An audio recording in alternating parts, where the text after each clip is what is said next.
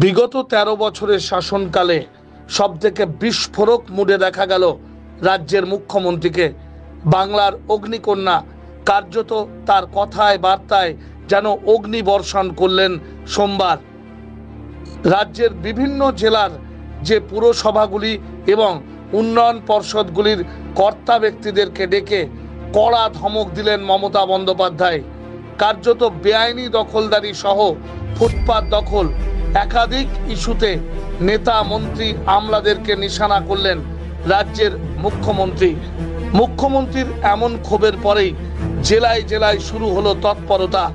সরকারি জমি দখলদারীদের বিরুদ্ধে কড়া ব্যবস্থা নিতে আসরে নামলো পুলিশ, পৌর নিগম থেকে আসানসোল দুর্গাপুর উন্নয়ন পর্ষদ।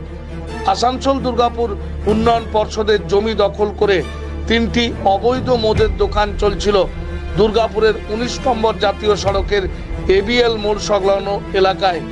দুর্গাপুরের নিউ টাউনশিপ থানার পুলিশ সোমবার রাতে অতর্কিতে একটি ধাবায় অভিযান চালিয়ে প্রচুর পরিমাণে অবৈধ দেশি ও বিদেশি মদ বাজেয়াপ্ত করল। পাশাপাশি এই ধাবাগুলি থেকে দুজনকে গ্রেপ্তারও করে দুর্গাপুরের নিউ টাউনশিপ থানার পুলিশ। মঙ্গলবার ধৃতদের দুর্গাপুর মহকুমা আদালতে পেশ করা হয়। লাগাতার অভিযান চলবে, কড়া ভাষায় জানিয়ে দিলেন আসানসোল দুর্গাপুর উন্নয়ন পর্ষদের চেয়ারম্যান। সরকারি জমি বেআইনি দখলদারির বিরুদ্ধে কার্যত এই সরকারি সংস্থা একেবারে জিরো টলারেন্স নীতি নিয়েছে, চালু করে দিয়েছে হেল্পলাইন নাম্বার। বেআইনি দখলদারির হাত থেকে মুক্ত করতে হবে আসানসোল এবং দুর্গাপুরকে, এমন ভীষ্ম সম প্রতিজ্ঞা নিয়েই আসরে নেমেছেন আসানসোল দুর্গাপুর উন্নয়ন পর্ষদের নবনিযুক্ত চেয়ারম্যান। সমালোচনা বিরোধী রাজনৈতিক দলগুলির, কিন্তু তাতে আমল না দিয়ে নবনিযুক্ত চেয়ারম্যান কবি দত্ত স্পষ্ট জানিয়ে দিলেন চেয়ারে তিনি যতদিন বসে থাকবেন এই হেল্পলাইন নাম্বার চালু থাকবে এবং বেআইনি দখলদারদের বিরুদ্ধে একেবারে চলবে উচ্ছেদ অভিযান।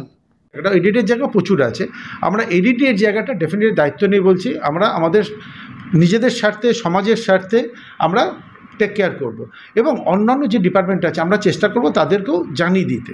এবার অ্যাকশানটা তাদের হাতে, আমাদের জায়গাটার অ্যাকশানটা কিন্তু আমরা নেব, দায়িত্ব নিয়ে বলছি। আবারও রিপিট করছি, আমরা কিন্তু চোখ বন্ধ করে থাকবো না। আপনাদের ইন্টারভিউতে আমি কিন্তু এই কথাটা বলেছি।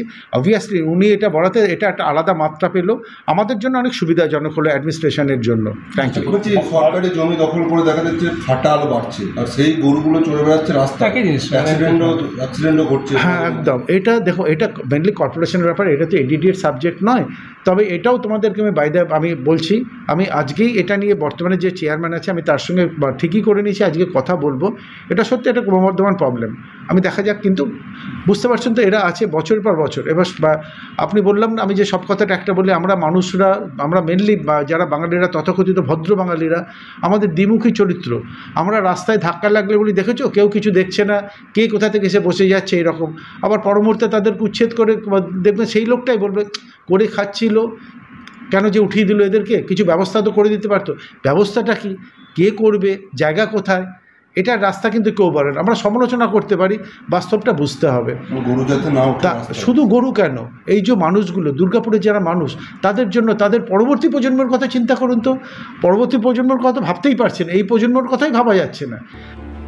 Bureau report, news hunt.